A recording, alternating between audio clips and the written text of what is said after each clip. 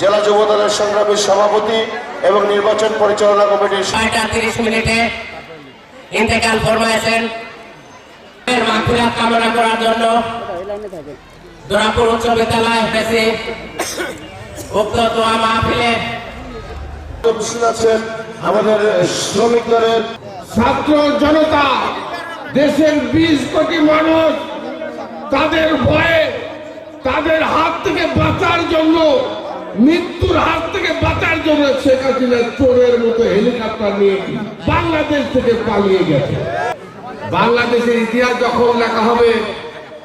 বাংলাদেশের ইতিহাসে বেগম খালেদা জিয়ার নাম স্বর্ণ অক্ষরে লেখা থাকবে। বাংলাদেশের ইতিহাসে বেগম খালেদা জিয়া এখন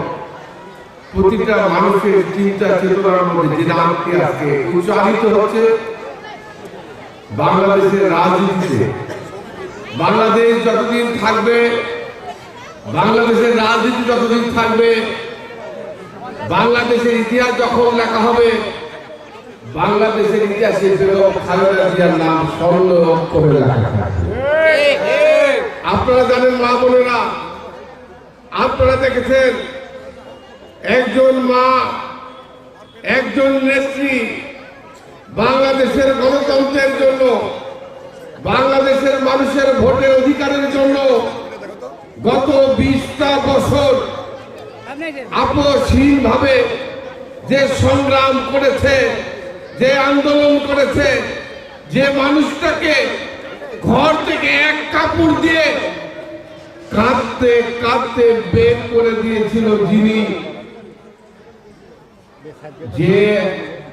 হাসিনা খালেদা জিয়াকে ঘর থেকে তাড়িয়ে দিয়েছিল, বের করে দিয়েছিল, বাংলাদেশের মানুষ সেদিন কেঁদেছিল, খালেদা জিয়া কেঁদেছিল, বাংলাদেশের মানুষ কেঁদেছিল। প্রিয় ভাইরা, আপনারা এও দেখেছেন খালেদা জিয়াকে বের করে দিয়েছে পুলিশ দিয়ে, আর্মি দিয়ে, আর শেখ হাসিনাকে বাংলাদেশের জনগণ, ছাত্র জনতা, দেশের 20 কোটি মানুষ তাদের ভয়ে, তাদের হাত থেকে বাঁচার জন্য, মৃত্যুর হাত থেকে বাঁচার জন্য শেখ হাসিনা চোরের মতো হেলিকপ্টার নিয়ে